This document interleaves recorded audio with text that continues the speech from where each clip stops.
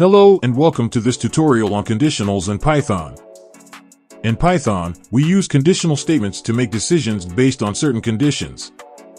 The most common conditional statement is the if statement. Here's an example. Python. X equals 5. If x greater than 0. Print.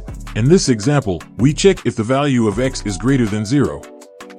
If it is, we print the message x is positive.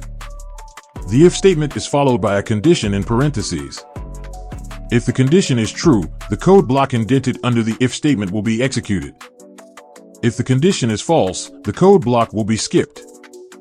We can also use the elif and else statements to add more conditions. Here's an example. Python. X equals 0. If x greater than 0.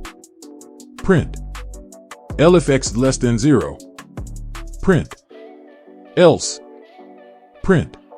In this example, we check if x is greater than 0, less than 0, or equal to 0. Depending on the value of x, we print a different message. The elif statement stands for else if. It allows us to check for multiple conditions. If the first condition is false, the next elif condition will be checked. If all conditions are false, the code block under the else statement will be executed. That's it for this tutorial on conditionals in Python. Thanks for watching.